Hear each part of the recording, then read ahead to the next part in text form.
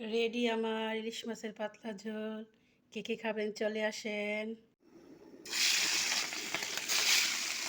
প্রথমে মাছগুলোকে হালকা করে ভেজে নিলাম। তো পেঁয়াজ কাঁচামরিচ দিয়ে দিলাম। পেঁয়াজ কাঁচামরিচ কিছুটা ভেজে করলা আলু দিয়ে দিলাম। এখন এটা কিছুক্ষণ ভেজে নিব। দিয়ে দিলাম 1 চামচ লবণ।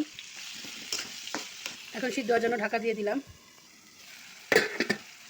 এখন নেড়ে দিব, ভালো করে উল্টে পাল্টে দিব। আবার ঢাকা দিয়ে দিলাম কিছুটা সিদ্ধ হওয়ার জন্য। এখন অনেকখানি ভাজা হয়ে গেছে। এখন মশলাগুলো দিয়ে দিব। দিয়ে দিলাম 1 চামচ ধনিয়ার গুঁড়ো, 1 চা চামচ মরিচের গুঁড়ো আর 1 চামচের কম হলুদের গুঁড়ো। এখন ভালো করে মিশিয়ে নিচ্ছি।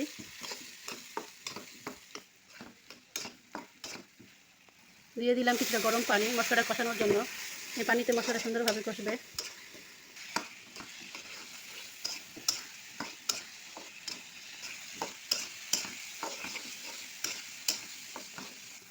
আবার কিছুটা পানি দিয়ে দিলাম।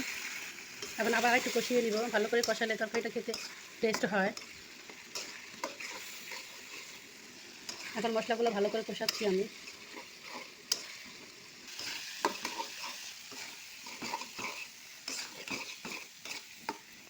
আপনারা চাইলে এখানে আরও বেশি করলা দিতে পারেন, কিন্তু আমি একটু করলাটা কম দিয়েছি। আমার কাছে হাফ করলা ছিল, একটা করলার অর্ধেক ছিল, তাই ওটা পুরো অর্ধেকের পুরোটা দিয়ে দিয়েছি। অনেকে টমেটো দিতে পারেন, আমার কাছে টমেটো নাই, সেজন্য দিই নাই। টমেটো দিলে অবশ্য একসাথে টমেটোটা দিয়ে কষিয়ে নিলে তরকারি গ্রেভিটা একটু ভালো হবে, তাই এখানে একটু পেঁয়াজ বেশি করে দিয়েছি। এখন মশলাটা অনেকখানি কষে গেছে, এই তেল উঠে গেছে। এখন এটাতে পানি দিয়ে দিব। দিয়ে দিলাম গরম পানি, এটা অবশ্য ঝোল ঝোল রাখবো, তাই পানিটা বেশি দিচ্ছি। করলা আলুর আর ইলিশ মাছের পাতলা ঝোল হবে। পানিটা ফুটে উঠছে, আর একটু ফুটুক, তারপরে মাছগুলো দিয়ে দিব। এখন মাছগুলো দিয়ে দিচ্ছি, ইলিশ মাছগুলা।